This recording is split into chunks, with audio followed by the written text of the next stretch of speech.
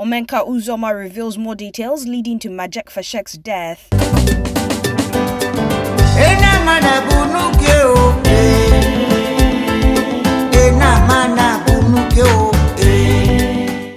Omenka Uzoma, the manager to late legendary Nigerian reggae artist Majek Fashek, has opened up with details leading to Majek's death. In an exclusive interview with Hip TV, Mr. Uzoma disclosed that Majek was diagnosed with cancer in 2019, while noting that after much consultations, he was flown abroad for further treatment before he passed on. It was cancer, but we didn't actually, because I noticed ending of 2019 in the US, December, after shooting Akube, that's from the last album, Weep Not Children. But I realized every 4 times in the week I take him to hospital, Grady Hospital in Atlanta, Georgia. But anytime he comes back, he said the medications are not working, that at least maybe traditional medicine. So there was a time I was tired and I complained to Majek, why is it that every time I go to hospital 4 times in a week, what time do I have to put things together and all that? He just told me, Uzo, please do this. I'm the one feeling it. And I could understand him, because if somebody says you have headache, you are not having the headache. You don't know how that person feels. So we came back to Nigeria early January 2019 so that we can promote the album, Weep Not Children. So when we arrived, I didn't get the apartment I was trying to get on the island. So I have to take him to South Africa just for an holiday, because he has not been to South Africa since he did that album for Nelson Mandela. So while in South Africa, towards the last week, he was looking very dull. I'm trying to figure out what's going on. You know, Majek was looking very dull. Every time I said tired. So we came back to Nigeria. Then in March, getting to April, I had a visitor that day in the house. And because actually me and Majek, we are more than business partner. We are like family, brother, sister. I've not even left Majek one day for 4 hours. It has never happened. Even Majek will scatter anyway if he doesn't see me within 4 hours. The only time I left him for 4 days, we actually had arrangement, because then I wanted to take him back to America after 10 years. So I have to travel for 4 days to the United States to make logistic and arrangement for bringing him back. Even that same day, I have to fly back to immediately, because I was engaging him on phone 24/7, because we're together. Too much, you understand?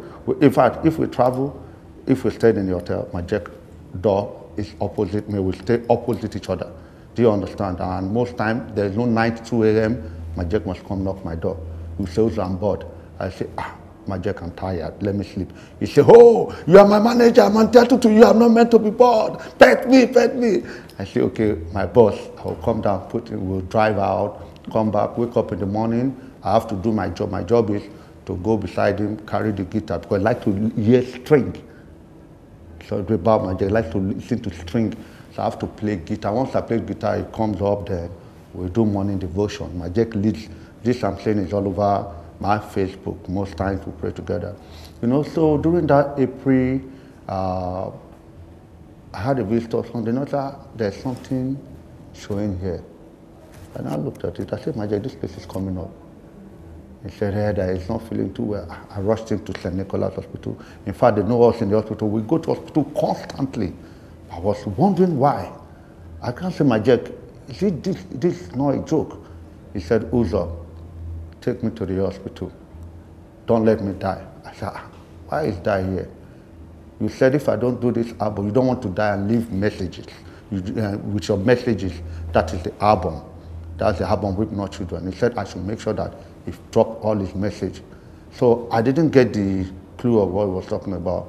Then that period of April, it became so that every day, almost twice in a day, we go to hospital, they admit him, he come back, he's okay. After next week, he says, I'm not fine. So it became very critical. Then that time, the neck now swelled too big. So we now went to the hospital again. They did the operation for him and now went down. I just said, thank God, we're so happy. I have the videos. We're so happy moving around.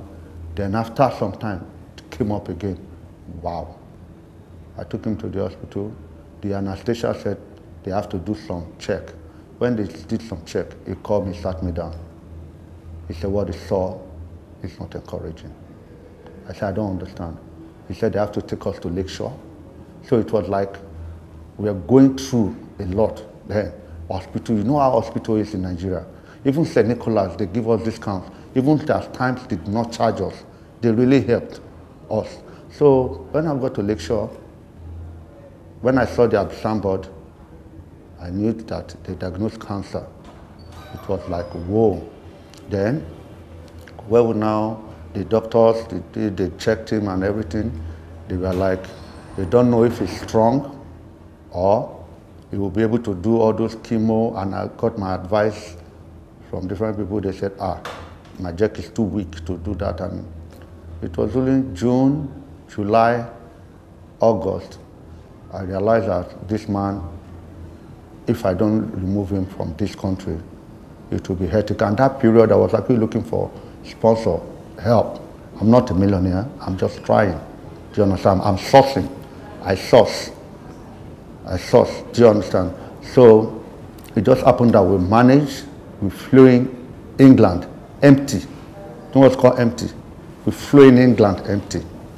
So when we got to England from the airport, ambulance, because then after some time with the prominent Nigeria, Otedola said he was going to pay the hospital bill, hospital itself, the hospital bill.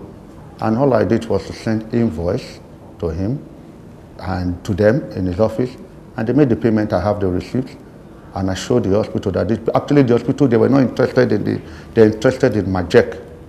Majek was getting better. So after some time there, you know, I'm not a doctor. They just say something or osmosis or something I don't understand. I really understand about music. So during that period, the nurse asked me a question, where is his family? I said, family is in New York, how would the family? They asked me some questions, and all that, you know, we got talking and all that. But they actually told me that, well, it's better it goes close to the family for this period. I didn't really get the message, you know, but they just have to give me because the doctor that was attending to him, they didn't think of what was happening in Nigeria. They just asked me, they said this has been inside him for too long. And they made me understand that this cancer is they don't know if he's going to survive it or what, but that was what we were battling with, you know, so it's cancer. Still speaking with Hip TV, Mr. Uzoma shared more details regarding the burial of the late reggae star as he debunked claims about him doing drugs. The burial plan, the two families, they're putting things together with the son, and when time comes, they'll make it known to the public. So that left for the son to speak after when they are through with it. So if they instruct me as a manager to speak, I will speak about it. But the family, they're still putting things together, logistics. Then, of course, Majek could be buried well, which I know. You know, that's a legendary, so it's okay. But Majek was born 1963, 7th of March. So I want to use this media to advise masses, fans, that they should always try before, on the media, some of the media, they should always check their info in details before putting it up there. Majek is not 71 years old. And the other part that anytime you see people say, oh, drug, this and that. No, anybody can be sick. Even in Nigeria, 80% of Nigerians are sick if you do go for medical checkup. Do you understand? So anybody can be sick. And since I've been staying with Majek, we've been together for like 5 years. She has 5 years. Then there was a time we were there for like 6 months, you know. But I've never seen Majek. Majek doesn't do drug. I must tell you, I'm his manager. I lived with him. Wake up in the morning, cook for him. I'm his driver, I'm his cleaner, everything for him. Not that I don't have a cook. The relationship we have, we're too into each other. We play soccer together, we ride bicycle, we do karate, you know, or that we go out. You know, we're too into each other. We're too close. So I can tell you anything about, if Majek does like this, I know what he wants to do. Yeah, Majek drinks. At times when we're fighting, I say, Majek, don't drink. You go to the kitchen as if you want to take tea. There will be wine in the teacup. We'll be drinking. Me too, I looked at him, I was surprised. Now tea they drink since, I would just say, ah, Oguname. He say, yes, I'm a king, help me, you know. He's just a loving person and a wonderful person. Majek is I don't know what to say again, but I miss him, you know.